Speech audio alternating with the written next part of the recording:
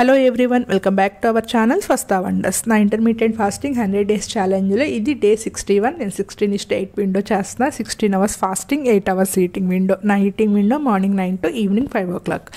ఈరోజు మార్నింగ్ 9 o'clockకి కీరా అండ్ బీట్రూట్తో చేసుకున్న వెజిటేబుల్ జ్యూస్ అయితే తీసుకున్నాను. నా ఫాస్ట్ని అయితే బ్రేక్ చేశాను. ఇంకా 9:30కి అయితే మల్టీ మిల్లెట్ దోశ తీసుకున్నాను. అది ఎలా చేసుకున్నాను చెప్తాను. ముందు రోజే ఇవైతే నేను సోక్ చేసుకున్నాను. ఏమేమి తీసుకున్నానంటే, ఒక గ్లాసు జొన్నలు తీసుకున్నాను. జొన్నలు ఎన్ని తీసుకున్నాను సేమ్ అదే క్వాంటిటీ అయితే ఒక గ్లాస్ రాగులు, ఇంకా సేమ్ అదే క్వాంటిటీ ఒక గ్లాసు కొర్రలు తీసుకున్నాను. మనము ఇందులో ఒక మిల్లెట్ ఎప్పుడైనా చేంజ్ చేసుకోవచ్చు. ఒకసారి కొర్రలు తీసుకుంటే ఒకసారి అరికలు, సామలు, అలా ఏదో ఒక మిల్లెట్ అయితే చేంజ్ చేసుకోవచ్చు. మన చాయిస్. ఈ 3 మిల్లెట్స్ 3 glasses తీసుకున్నాను కదా. ఈ 3 glasses కలిపి ఒక 1 glass అయితే మినప్పప్పు తీసుకోవాలి. కరెక్ట్గా సరిపోతుంది ఈ క్వాంటిటీ అయితేను. ఇవి తీసుకున్న తర్వాత వాటర్ వేసి మొత్తం అంతా కూడా ఒక 3 to 4 times అయితే వాష్ చేసుకుని సోక్ చేసుకోవాలి. ఇందులో మనము మెంతులు కానీ అలాంటివి ఏమీ వేయాల్సిన అవసరం లేదు. కొన్ని సగ్గుబియ్యం నానపెట్టుకోవాలి, ఇంకొక వేరే గిన్నెలోకి నానపెట్టుకోవాలి. దీనిలో కాకోకుండాను సగ్గుబియ్యం ఒకటి వేసుకుంటే సరిపోతుంది. మనం అటుకులు కానీ లేకుంటే మెంతులు కానీ ఏం వేయాల్సిన అవసరం అయితే ఉండదు. ఈ దోశల్లోకి ఈ సగ్గుబియ్యం ఒకటి సరిపోతుంది. ఇవన్నీ మినిమం 6 to 8 hours వరకు సోక్ చేసుకోవాలి. తర్వాత 6 hours తర్వాత ఇవన్నీ కూడా వాష్ చేసుకుని అయితే మిక్సీ జార్లోకి వేసుకోవాలి.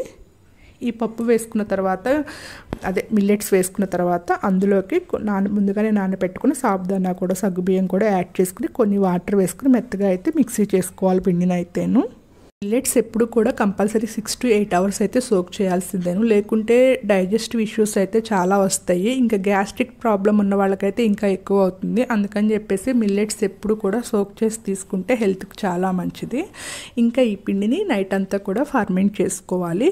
ఇప్పుడు సమ్మర్ సీజన్ కాబట్టి నేను నైట్ టైం బయట పెట్టి మార్నింగ్కే బాగా ఎక్కువగా ఫర్మెంట్ అయిపోయింది. బట్ నో ప్రాబ్లం, దోశ కొంచెం టేస్టీగా వస్తుంది. ఇంకా ఇదంతా కూడా మిక్స్ చేసుకుని మార్నింగ్ దానిలో టేస్ట్కి సరిపడినంత సాల్ట్ కూడా యాడ్ చేసుకోవాలి. కావాలి అంటే ఈ స్టేజ్లో వాటర్ కూడా యాడ్ చేసుకోవాలి. బట్ నేను పిండి మిక్సీ వేసేటప్పుడు వేసిన వాటర్ నాకు కరెక్ట్గా కన్సిస్టెన్సీ సరిపోయింది. అందుకని చెప్పేసి సాల్ట్ వేసుకుని అయితే మిక్స్ చేసుకున్నాను మొత్తం అంతా కూడాను.